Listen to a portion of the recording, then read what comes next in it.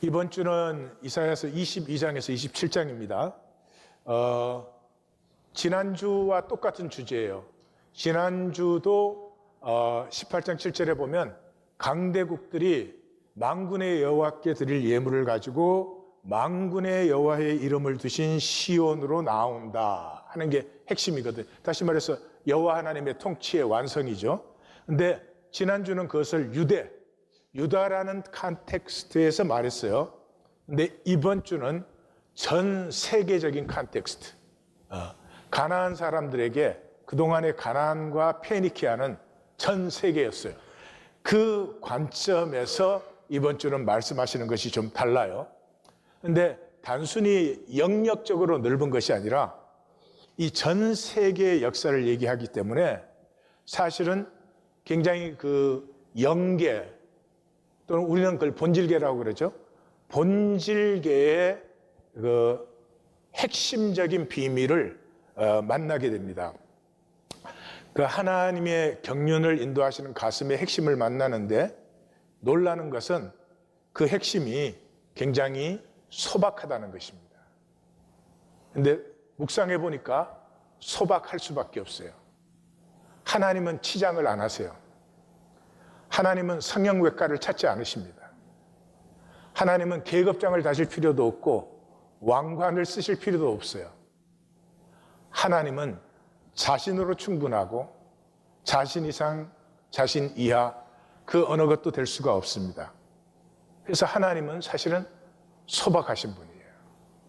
그리고 하나님의 꿈도 굉장히 소박함을 만나게 됩니다.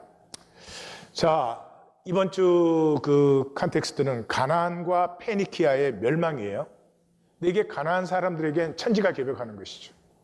가나안 문명이 그동안 1000년 있어 왔는데 이게 이제 다 무너져 내리는 것이죠.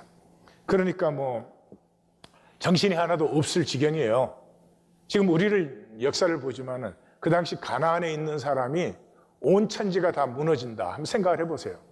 근데 그때를 기회로 선지자는 이 하나님의 경륜을 얘기하고 있어요. 이런 일들이 일어나는 게 뭐 가나안이 군대를 잘 준비 못해서 힘이 약해서 그런 것이 아니고 그것보다 훨씬 중요한 것이 있는데 그것 속에는 하나님의 경륜이 들어있는 것이다. 이 말을 하는 이유는 선지자가 우리가 경륜을 받아서 영혼을 피우는 삶이 되든지 아니면 운명의 피해자로 살든지. 운명이라는 건 조건과 상황이에요.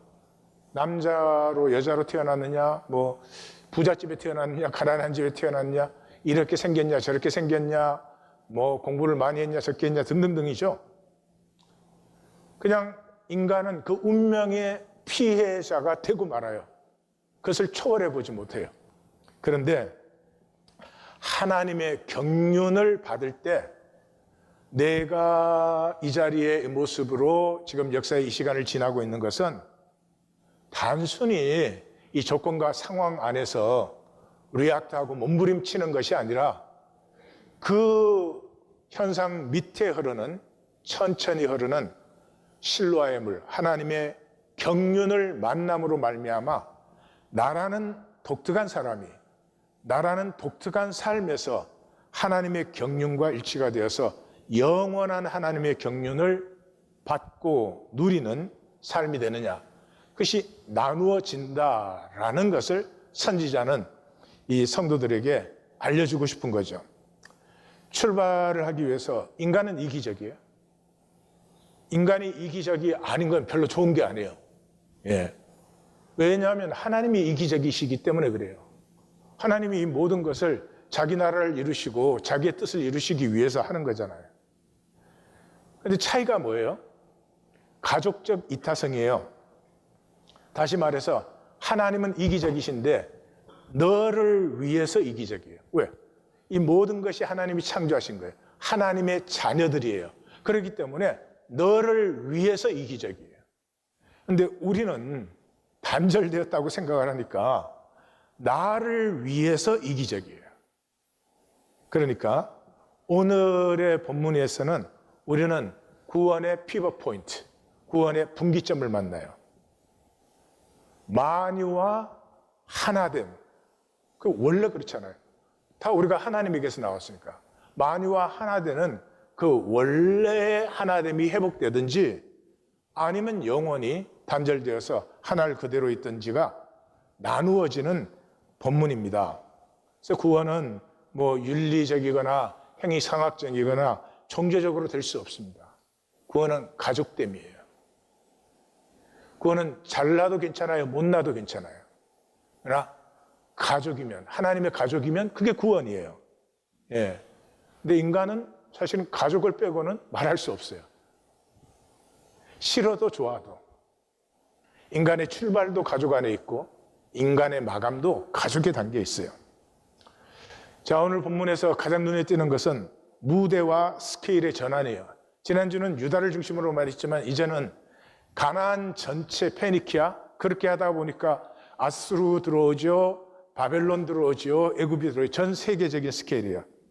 그래서 본문에 보면은 여호와께서 바다 위에 열방을 흔드시고 땅을 공허하고 황폐하게 하고 지면을 뒤집어 엎으시고 땅을 온전히 공허하고 황무하게 하시고 슬퍼하고 세잔하고 더럽게 되었고 저주가 땅을 삼켰다. 세계 민족, 동방 바다, 모든 섬. 이 당시에는 가나안 밖에 있는 모든 나라는 섬이라고 생각을 했어요. 왜냐 그러면 그 당시에는 육로로는 그렇게 갈 수가 없어요. 대부분 배로예요. 그러니까 배로 가니까 그게 육지의 일부분이라는 걸 알지 못하니까 다 섬. 그래서 시편에 섬들아 여호와를 앙망하라 이런 게 다 그래서 그래요. 모든 섬, 땅 끝에서부터 남은 자가 일어나고 높은 데서 높은 군대를. 이거는 이 현상적 지위가 높은 걸 말하는 게 아니라 이미 영계, 본질계를 얘기하고 있는 거예요. 그래서 이 본질계의 권세가 이게 심판되기 때문에 땅에서 그 힘을 갖고 있던 왕들도 심판된다. 그 다음엔 더 노골적으로 나와요. 사망을 영원히 멸할 것이라. 그러니까 사망을 멸하는 것은 이미 현상계를 넘어서 있는 것이죠. 그래서 죽은 자들이 살아나고 시체가 일어나고 죽은 자들을 땅이 내어놓고 드디어 여호와께서 그 처소에서 나온다. 이사야서에서 하나님은 숨어 계시는 하나님이시고 또 지지난주 본문에서 하나님이 민둥산 위에 기치를 세우시는데 그게 잘 보이니까 그 기치를 세울 때까지는 여호와는 잠잠히 기다리고 계신다. 근데 드디어 하나님이 처소에서 나와요. 그리고 그래서 리워 야단을 벌하시고 바다의 용을 죽이고 그런 후에 그날에 너희를 하나하나 모으셔서 큰 나팔 소리에 이 남은 자들이 돌아오면 예루살렘 성산에서 여호와께 예배하리라. 정리를 하면 아주 간단한 얘기를 하고 있어요. 가나안 페니키아 문명이 지금 멸망하고 있어요. 가나안 사람들에게는 천지개벽이에요. 그런데 이 멸망은 가나안이 좀 군대를 많이 두었으면 더 돈을 벌었으면 멸망 안 할 텐데 그런 게 아니고 이 문명 자체는 저주된 것의 귀결이, 이 멸망은 저주된 삶의 귀결이다 그러는 거예요. 그러니까 어떤 문명도 또 개인적으로 어떤 삶도 귀결은 멸망이에요. 그대로 가면 멸망이에요. 돌이켜야 되고 거듭나야 되고 하는 것이죠. 왜 그러면 멸망이 귀결이냐? 땅이 저주되었으니까. 이 세상의 삶은 다 땅에다 기반을 두고 삶이 일어나죠. 땅 없이는 삶이 없죠. 맞다. 지리적인 땅을 떠난다 그래도 뭔가 그 삶에 기반되는 자리가 있어야 되겠죠. 근데 땅이 저주되었기 때문에. 땅이 언제 저주되었어요? 가인이 아벨을 죽여서 피를 흘렸을 때. 그래서 이번 주 본문에 나오죠. 땅이 더 이상 그 피를 덮지 않는다. 2차 대전 때 일본, 독일, 이탈리아가 얼마나 많은 나라와 생명을 죽였어요. 근데 그 기억하지 않는 것 같아요. 또 전쟁이 일어날 수도 있고 또 죽일 수도 있는 것 같아요. 더 이상 감출 수 없어요. 가족이 파괴되었지. 이것이 성경이에요. 성경은 진단이 간단하고 선명합니다. 왜 이 온 세상이 이 모양 이 꼴이냐? 이렇게 평강과 안식이었고 정신토록 땀 흘려 수고하지만 가시덤불과 엉겅퀴를 가지고 있느냐? 가족됨을 버렸기 때문에. 그래서 너는 어떻게 돼도 나는 잘 살아야 돼. 근데 그게 잘 사는 길이 아니고 멸망의 길이다. 이것을 선지자는 선포하는 거예요. 역사적으로는 이제 히스기야 시대를 지났어요. 그래서 에살핫돈과 아수르바니팔의 시대가 들어왔어요. 아수르바니팔이 아수르의 마지막 왕이에요. 이때는 사실은 멸망기예요. 근데 현상적으로 보면 이때가 절정기로 보여요. 왜냐 그러면 그 전에 왕들이 정복했던 그 정복된 땅을 아수르가 여전히 차지하고 있고, 그것을 기반으로 해서 애굽까지 정복한 시대가 이 시대예요. 그러니까 현상으로 보면은 아수르가 뭐 굉장히 막 번성한 그런 시대로 보여요. 근데 사실은 본질을 볼 수 있는 사람이면 이미 아수르는 무너지고 있어요. 그 대표적인 예가 뭐냐 그러면 두로를 멸망시킨 것이에요. 이 두로 페니키아는 이 군대 하나 없이 지중해 상권을 잡고 있는 사람들이에요. 왜냐 그러면 물건 안 가면 살 수가 없어요. 그러니까 이 군인만 힘이 아니에요. 예, 상품이 힘이에요, 굉장한. 그래서 마치 오늘로 비교하면 그래요. 오늘날 이제 뭐 슈퍼마켓 이런 게 아무것도 없고 물건 사는 데가 아마존밖에 없어. 뭐를 사도 아마존에 사야 돼. 근데 아마존이 좀 괘씸하게 굴어. 그래서 정부가 아마존을 폐해버렸어요. 막아버렸어. 그래서 이제 물건 살 데가 없어. 그럼 다 죽는 거죠. 그것과 비슷한 일이 지금 일어난 거예요. 두로를 멸망시켰다는 말은. 그래서 701년 이후에 예루살렘을 포위하고 있던 아수르 병력들은 멸망했지만은 이 해변대로를 따라서 진격하는 아수르의 군대는 두로와 페니키아를 손봐주고 이제 애굽까지 정복을 합니다. 그리고 애굽에서 돌아오는 길에 두로와 애굽이 애굽과 페니키아 동맹을 맺어요. 아수르에 대항하려고. 아직까지 아수르를 모르는 거죠. 그래가지고 돌아오는 길에 그게 괘씸해서 두로를 멸망시켜버립니다. 멸망시키고 해상 무역권을 탈취해요. 근데 그 지중해에서 무역을 사방으로 퍼뜨리려면 배도 있어야 되고 배도 부릴 줄 알아야 되고, 그것보다도 어떤 상품은 어디서 어떻게 사오는 건지, 그 사온 것은 또 어느 쪽으로 잘 팔리는지 이걸 알아야 되는 거거든요. 그러니까 뭐 이 가나안 문명의 일대 혼란이 일어난 것이죠. 이때 므낫세는 아수르에 잡혀갔습니다. 왜냐 그러면 이 동맹에 참여한 의혹을 받아서, 그래서 잡아서 너 이번에는 봐준다, 다음은 없다, 이렇게 해서 돌려보낸 거죠. 자, 그리고 전체 구조를 보시면 항상 구약에서 쓰는 것 같이 대칭 구조로 되어 있습니다. 근데 서원이 두로의 소환이에요. 왜 두로를 소환하는 게 이 전체의 서원이 돼요? 두로의 멸망이 가나안과 페니키아 멸망의 대표적인 멸망이에요. 두로가 멸망하면 사실은 가나안과 페니키아의 존재 자체, 목적 자체가 없어지는 거예요. 그래서 그걸 서원으로 던지고, 이 대칭 구조로 보면은 하나님의 경륜이, 이 모든 것이 하나님의 경륜이다. 선지자는 그걸 말한다 그랬죠. 그래서 두로에 대한 경륜이 바다에 대한 경륜, 바다에 대한 경륜이 모든 땅에 대한 경륜, 이것이 하늘의 권세를 심판해서 이 새 하늘과 새 땅이 임하게 한다. 그래서 이 전반부는 현상계에 대한 경륜과 반응이 나타나요.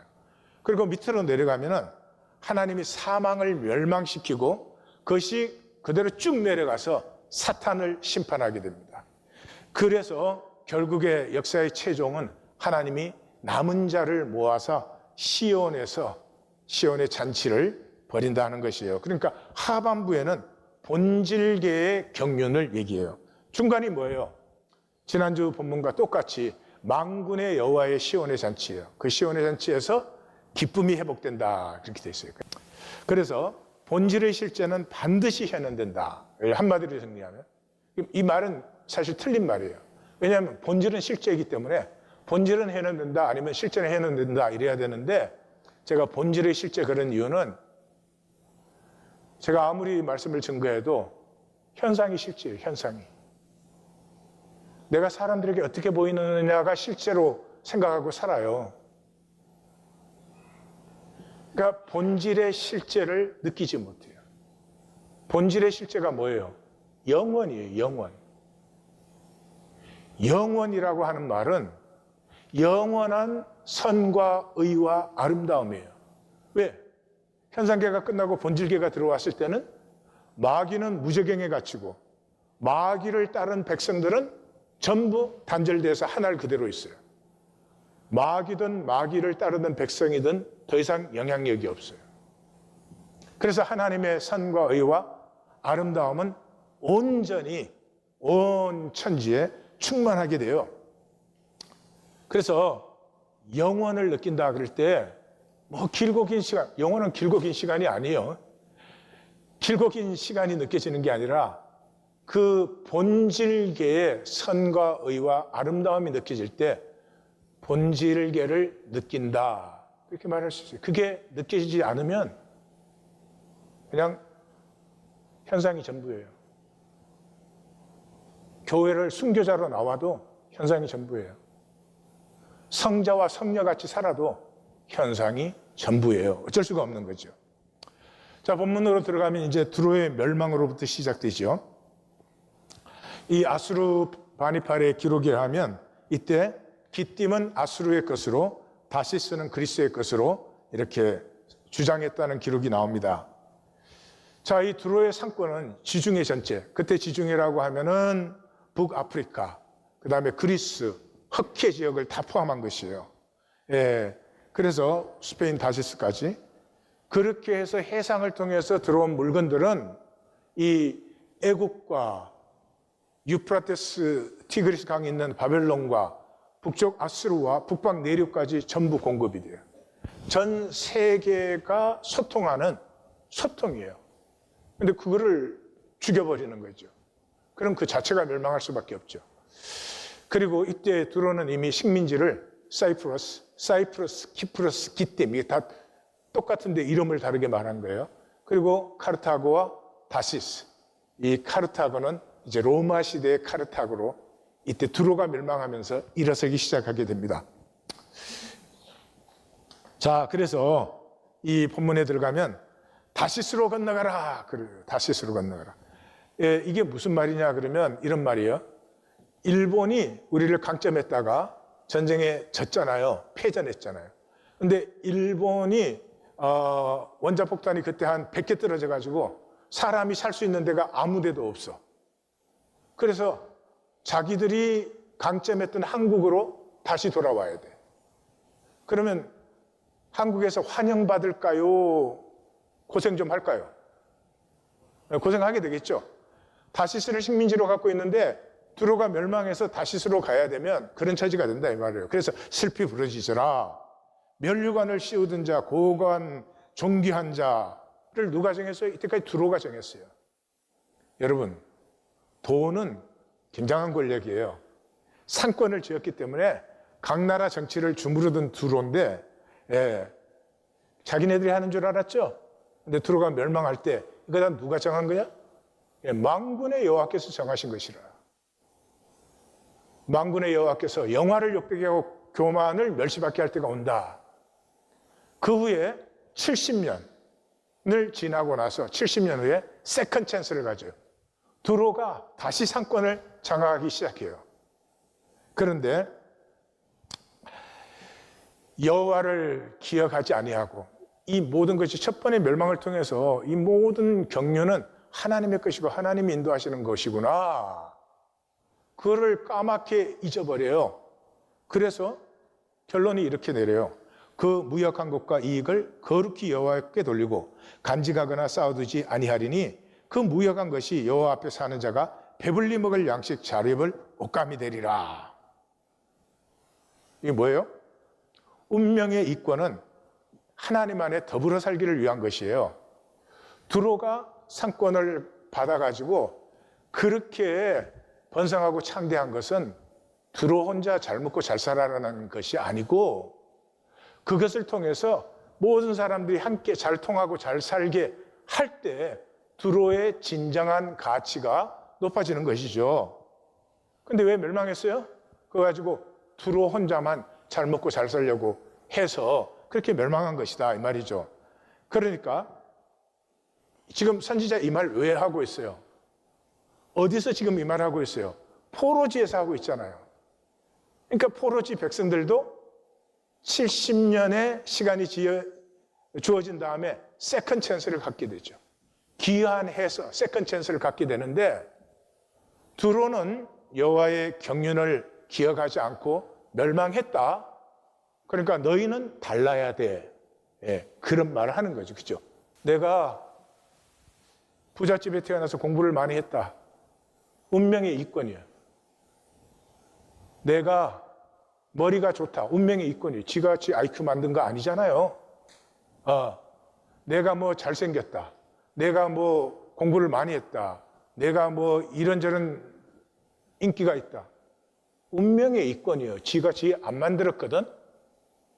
그 모든 운명의 이권은 섬기고 나누어서 함께 잘 살 때 진정한 가치가 되는 것이지, 그것 가지고 나 혼자 잘 먹고 잘 살겠다 그러면 그 가치를 오히려 패한 것이다.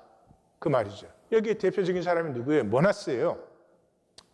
므낫세가 아수르에 잡혀가서 치욕을 당했죠. 그 므낫세가 사실은 만났어야 할, 그 받았어야 할 경륜이 뭐예요? 701년 구원 아니에요, 첫째로. 아수르에는 살아남은 성도 없고 나라도 없고 뭐 아무것도 없어요. 701년 예루살렘이 유일하게 살아남았어요. 그러면 우리 아버지는 어떻게 해서 아수르에서 성을 지켜냈을까? 그걸 찾았어야 되잖아요. 그걸 찾으면 뭐를 만나겠어요? 선지자가 계속해서 선포하고 있는 다윗의 가슴. 유다는 하나님 안에서 한 가족이다. 가족됨을 버리면 멸망하는 것이다. 그것을 만나야 되는데 므낫세는 거꾸로 갔죠. 아버지가 괜히 아수르에 대항해가지고 히스기야 죽고 나니까, 사네립 죽고 나니까 더 유다에는 더 강압적이고 더 착취적이고 그냥 못살게 구니까 이 선지자의 말씀이 원수로 여겨져가지고 이사야 선지자를 므낫세가 죽였죠. 예, 성경 바깥의 자료에 하면 톱으로 썰어 죽였다고 해요. 말씀이 얼마나 미웠으면 그렇게 죽였을까요? 근데 what about us? 우리 말씀 죽이지 않습니까? 매주? 내 마음에 안 드는 말씀은 매주 죽이지 않아요? 므낫세와 우리가 다를 것이 뭐가 그렇게 있겠습니까? 24장에서는 땅, 다시 말해서 세계 전체의 멸망이 나옵니다. 가나안 멸망이 그 당시 가나안 사람에게는 정말 역사의 끝이었죠. 그래서 땅과 세계 전체를 표현하는 표현이 21번 나옵니다. 어마어마한 거예요. 성경에서 7번 나오면 대단한 것입니다. 그런데 7번이 3번 나오니까 전반부는 보라, 여호와께서 땅을 끝내신다. 공하고 황폐하게 하고 지면을 뒤집어 엎어버리시고. 왜? 아까 나눈 것처럼 땅이 저주되었기 때문에 그 저주된 땅의 삶이 끝나는 것이다. 하반부에서는 땅이 완전히 파멸되었을 때 하나님의 새 하늘과 새 땅이 나타났는데 이것은 여호와의 심판을 통해서다. 여호와의 심판이 뭐예요? 파케드. 파케드는 심판, 징벌 여러 가지 뜻이 있지만 가장 핵심적인 뜻은 하나님께서 돌아오신다는 거죠. 하나님이 여호와 처소에 잠잠히 계시다가 이 역사를 정리할 때, 마감할 때 하나님께서 나타나신다. 그래서 이 본문에서 파케드가 10번 나옵니다. 파케드는 시공이 소멸된 후에 생명 본질이 나타나는 시간이에요. 다시 말할게요. 시공이 소멸된 후에. 우리는 시간과 공간 속에 살잖아요. 근데 시간과 공간은 실제가 아니에요. 실제가 아닌데 우리가 인식하는 인식 기제예요. 시간과 공간이 있다는 말은 단절이 있다는 말이잖아요. 이 꽃이 여기 있어요. 꽃과 나 사이에 단절이 있으니까 꽃이 꽃되는 거죠. 그런데 본질 세계에는 단절이 없어요. 모든 것이 하나예요. 모든 것이 전체로 통하고 있어요. 그렇기 때문에 이런 시간과 공간으로 인식되지 않습니다. 존재 전체로 인식이 돼요. 엄마가 아기를 알듯이, 아기가 엄마를 알듯이, 돌도 안 된 것이 엄마를 어떻게 알까요? 근데 커서 엄마를 아는 것보다 그때 엄마를 더 잘 알아요. 그걸 성경은 야다라고 해요. 야다라고 해요. 그래서 이 현상이 끝나고 생명 본질이 나타날 때 거기에 나님이 있죠. 하나는 새로운 생명이에요. 생명은 새로워요. 계속 새로워요. 새로운 것이 기쁨이에요. 그렇든지 한알 그대로. 한알 그대로. 살아있는 동안 계속 단절되어서 자기 것만 챙기는 데 사로잡혀 있다가 그 껍질을 벗어버리고 나니까 남는 것은 한알 그대로. 그러니까 겨자씨만큼이라도 우리 속에서 진실이 피어난 하나님의 형상이 겨자씨만큼이라도 피어난 사람은 박해들을 기다립니다. 박해들을 기다리죠. 박해들을 기다린다는 말이 뭐예요? 주님의 기도를 하는 거죠. 주님의 나라가 임하옵소서. 주님의 뜻이 이루어지시옵소서. 그래서 그 다음 단락에서는 이 여호와의 그 박해들로 나타나는 여호와의 실제는 뭐냐? 소박한 가족의 기쁨이다. 예. 이 소박은 우리가 벌써 앞에서 나누었지만은 정말 놀라워요. 만군의 여호와께서 시온에 등극할 때 그 여호와의 영광 앞에서 해와 달이 수치스러울 정도로 그런 영광의 아름다움이 나타나요. 그 장로들 앞에 영광 그림, 그 장로들이라는 말은 하나님 보좌의 영광을 표현하는 거죠. 예. 그래서 그 하나님의 영광이 나타날 때 주님의 기사, Wonder of the Lord, 주님의 기사가 나타나고 그 기사 앞에서 문명도 세상 힘도 다 끝장나 버리는데 그 다음에 무엇이 이루어지느냐? 다 끝장난 다음에 하나님을 기다린 사람들, 남은 자들은 전부 왕관을 하나씩 쓰고 막 금으로 된 옷을 입고 막 그러느냐? 그런 게 전혀 아니에요. 그 다음을 읽으면 애개 소리가 절로 나와요. 그렇게 임하는 하나님의 나라는 빈궁한 자, 가난한 자에게 요새가 되어주고 폭풍 중에 피난처가 되고 폭양에 그늘이 되어져요.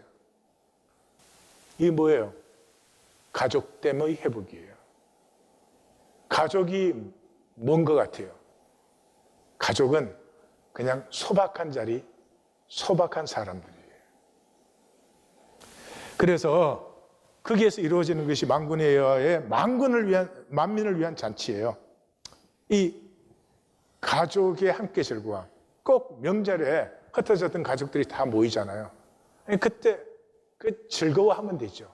근데 이제는 가족이 끼어졌기 때문에 명절에 모이는 게 기쁘지 않아. 왜 가족이 끼어졌죠?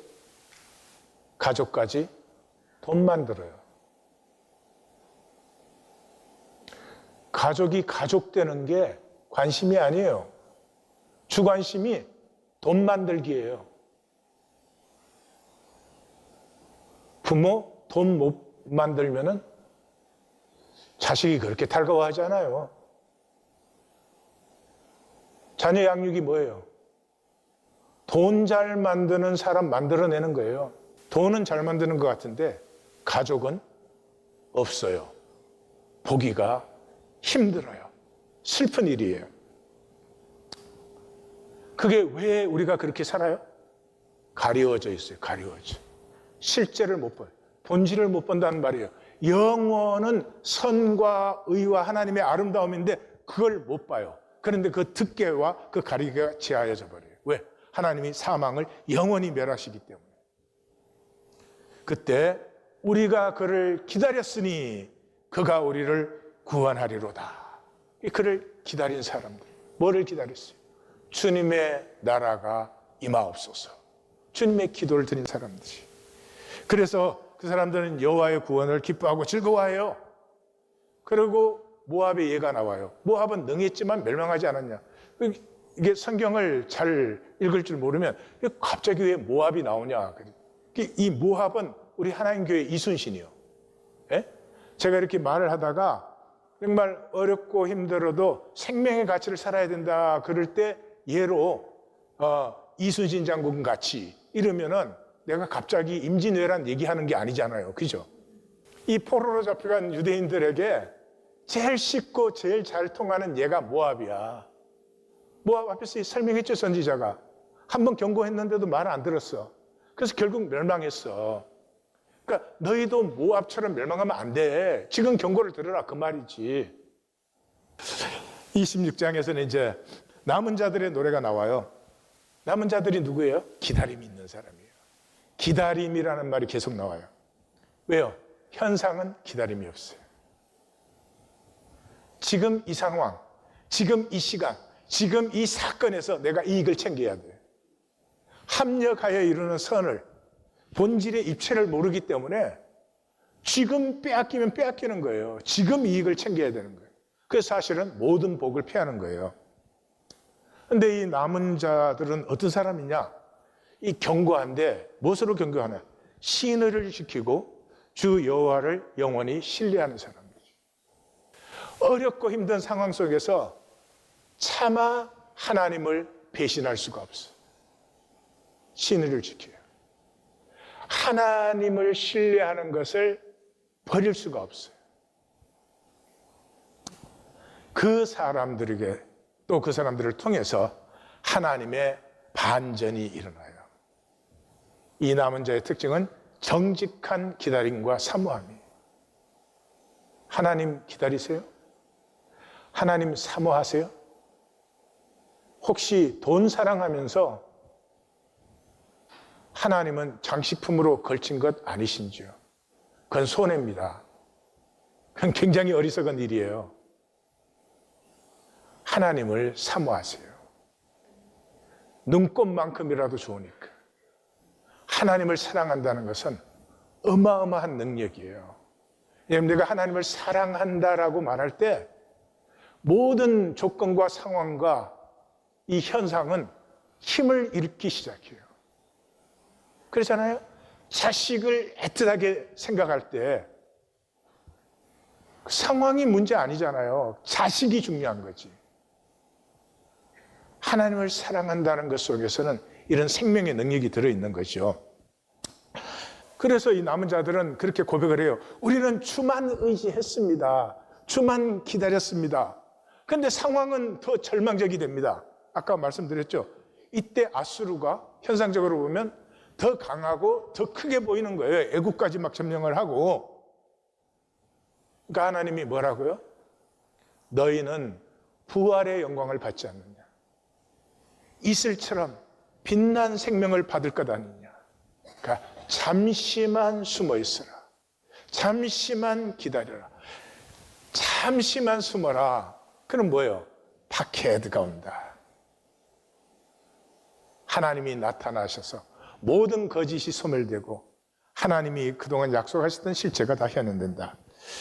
그때 이루어지는 여호와의 통치는 굉장히 소박합니다. 또 리워 야단을 죽이고 바다의 용을 죽여요. 그래서 하나님이 포도원을 회복해요. 5장에서는 포도원이 어떻게 됐어요?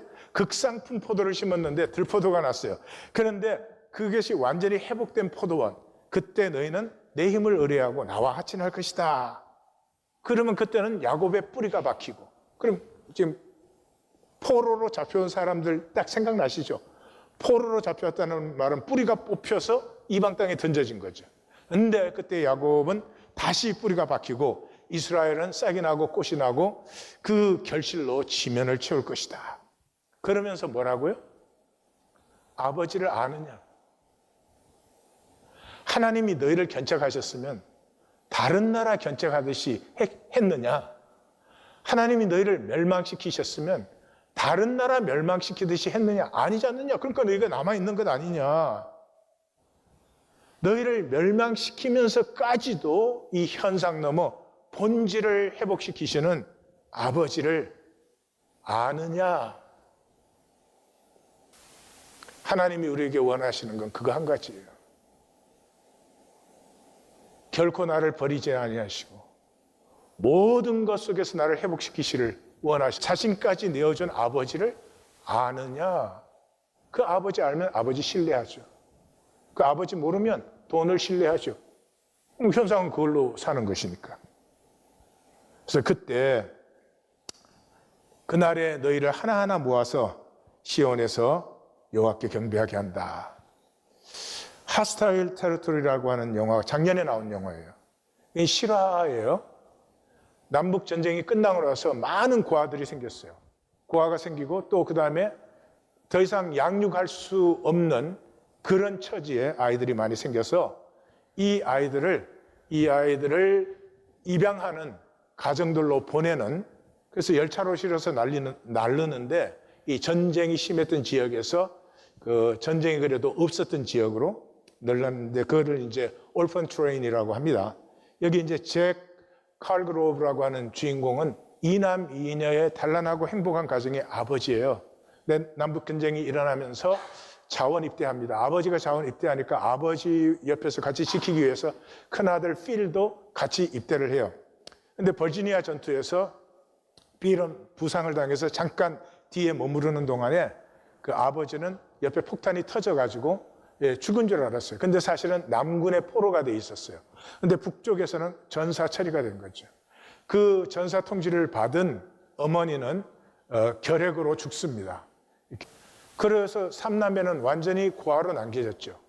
그런데 그 어머니가 이 큰아들 필이 전쟁이 이제 거의 끝나가면서 미주리에 정착을 시켜요, 군대가. 그러니까 그 큰아들에게로 보냅니다. 그래서 미주리로 가는 그 올펀 트레인, 고아 열차에 태워서 이 아이들이 가는 거죠. 근데 고아 열차에 이제 고아들을 데리고 가는 사람들이 그리스도인들인데, 저는 그 그리스도인의 가장 대표적인 이미지를 보여주는 것 같아요. 그 아이들에게 가정을 회복시켜 주는 거죠. 이 입양할 가정, 하여튼 가정을 회복시켜요. 그래서 가는 동안도 그 가족을 느낄 수 있도록 그렇게 세심하게 돌봐주고 아이들하고 같이 기도하고 찬송해주고 이렇게 합니다. 그러는데 이제 필은 전쟁이 끝나면서 그 몬타나로 이주 명령을 받아요. 땅을 줄 테니까 몬타나로 가라. 근데 몬타나로 가는 길은 오레곤 트레일을 통하는데 그 오레곤 트레일에는 아직까지 남아서 싸우는 원주민들이 조금 있어요. 그래서 위험할 수도 있다 이제 그러는데, 그 몬타나로 이주 명령을 받고 이제 마음이 착잡하죠. 뭐 좋아도. 그래서 이제 술집에 들어갔는데 그래서 잉그리드를 만나요. 잉그리드는 전쟁 때문에 가족이 다 죽고 언니와 둘이 남았는데 결국은 이제 이 술집에서 몸을 팔면서 살고 있습니다. 근데 그 잉그리드 옆에 이렇게 앉았는데 잉그리드가 남자들이 이제 자자고 하는 건 줄 알고 잠깐만 기다려달라고, 그때 마음이 굉장히 어려워서 잠깐만 기다려달라고 하니까 이제 필이 나 그러려고 하는 게 아니다. 그러면서 이제 마음이 힘든 것 같으니까 드링크도 한 잔 사주고, 그리고 둘이서 이제 2층 방에 올라왔어요. 2층 방에 올라오면 남자들은 그냥 자고 나가는 거죠. 근데 그 2층 방에 올라오니까 갓난 아이 그 크리들이 있어요. 그래서 이제 필이 그걸 바라보니까 잉그리드가 4년 전에 애를 낳았는데 몸 파는 여자가 애를 기를 수 없잖아요. 그래서 그 고아 열차로 이 아이를 떠나보냈다 이제 그런 얘기를 해요. 그러니까 얘기를 다 듣고 난 필도 자기도 자기 동생들이 지금 열차를 타고 오고 있는데 만나는 것이 반가우면서도 두렵기도 하고 아버지의 자리를 내가 어떻게 메꿀지 너무나 가슴이 답답하다. 그러니까 그러면서 이제 그 동생들의 좋은 기억들을 얘기를 해줘요. 그러니까 잉그리드가 그럼 내일 아침에 열차 마중에 내가 같이 나가줄게. 그렇게 합니다. 그래서 이제 그 아버지 제크는 이제 전쟁이 끝났으니까 그 포로로 수용돼 있다가 석방돼요. 근데 그 같이 싸웠던 흑인 병사와 둘이 석방이 되는데 빵 한 조각이 안 주고 그냥 추방시켜 버리는 거예요. 걸어가다 죽으라는 것이죠. 그래서 걸식을 하면서 이게 북군 지역에 도착했을 때 그 사람들이 집으로 빨리 돌아갈 수 있도록 말을 2마리 줘요. 그래서 둘이 말 타고 자기 집에 갔더니 집은 이제 빈집이죠. 부인은 죽었고 아이들은 미주리로 떠났고 보니까 자기 무덤이 만들어져 있어요. 그래서 나를 죽은 것으로 아는구나 하는 걸 거기서 알죠. 그리고 이제 아이들이 미주리로 갔다는 소식을 듣고 그 미주리로 둘이 갑니다. 그 흑인 병사가 내가 같이 가겠다고 그래요. 그래서 이제 나중에 다 그게 가족이 되는데 내려가다가 흑인 여자 하나가 겁탈을 당해요. 그 남군 폐장병들한테 그걸 구출해가지고 보니까 이 흑인 여자도 전쟁이 끝나면서 자유해졌어요. 그러니까 자유해지니까 딸을 데리고 나왔는데 먹고 살 수가 없으니까 움막에서 살아요. 그러니까 너무나 환경이 안 좋으니까 이 딸을 입양시키겠다고 미주리로 보낸 거예요. 이 여자는 일하러 갔다가 돌아와 보니까 딸이 없어졌으니까 이 딸을 찾으러 미주리로 가고 있는, 그래서 세 명이 이제 같이 가게 돼요. 그 다음날 열차가 도착했는데 이미 아이들은 그 열차 안에서 아이들이 가족이 되어 있어요. 그러는데 이제 입양을 안 하고 남겨지는 아이들이 생겨요. 흑인이라든지 장애인이라든지 뭐 결점이 있다든지 이런 경우에. 그래서 필이 나가서 동생들을 만났는데 막내는 엄마가 죽었을 때부터 말을 못해요. 실어증에 걸려 있어요. 그리고 그 다들 데리고 간 후에 6 아이들이 남게 됩니다. 성도님들은 하나님의 뜻이 뭔 것 같으세요? 이렇게 역사를 창조하시고 이런 섭리 안에서 이 경륜을 인도하시는 하나님의 가슴이 무엇일 것 같습니까? 하나님의 가슴은 그냥 소박합니다. 온 만물이 가족 되기를 원합니다. 잘나야 되는 것도 아니고요. 신앙을 위해서 순교해야 되는 것도 아니고 온 만물이 한 하나님에게서 나온, 우리가 같이 살 때 복되고 행복하고 자유하고 불안과 두려움으로 살지 않고 평강과 안식을 누리는 그것이 하나님의 가슴이에요. 잉그리드는 자기 언니에게 나는 다시 꿈꾸고 싶다. 그러니까 언니가 남자 믿지 말아라. 그럽니다. 그러니까 노스캐롤라이나, 원래 노스캐롤라이나 집인데 에서는 언니가 꿈꾸자 그러지 않았느냐. 그리고 꿈은 하나님이 주시는 것이라고 그러지 않았느냐. 근데 우리가 stop dreaming 하는 순간부터 we are stop living. 꿈을 포기한 순간부터 우리는 사는 것이 아니야. 그러니까 언니가 꿈은 실제가 아니야. 하나님도 무조건 신뢰할 수 있는 게 아니야. 그러니까 잉그리드가 이 삶을 나는 더 이상 계속 살 수 없어. 언니 나랑 같이 가자 그럽니다. 내가 비참하게 죽어도, 이렇게 간 길에서 비참하게 죽어도 나는 더 이상 남자들이 내 몸에 손대게 할 수가 없어. 삶은 몸으로 삽니다. 몸이 없으면 삶이 없습니다. 그럼 둘 중에 하나입니다. 편하게 살기. 어떻게 하든지 혈육이 살덩어리 편하게 하는 것. 아니면 꿈을 피우는 것이에요. 나됨은 꿈이에요. 나됨은 무슨 논리의 결과가 아닙니다. 내 안에서 피는 꿈이에요. 사도 바울은 이렇게 말합니다. 그러므로 형제들아, 내가 하나님의 모든 자비하심으로 너희를 권하노니 너희 몸을 하나님이 기뻐하시는 거룩한 산제물로 드리라. 이는 너희가 드릴 영적 예배니라. 영적 예배라는 말은 참 예배니라. 이렇게 종교로 모여서 종교의식하는 예배는 예수님에게도 없었고 제자들에게도 없었고 사도 공동체에도 없었습니다.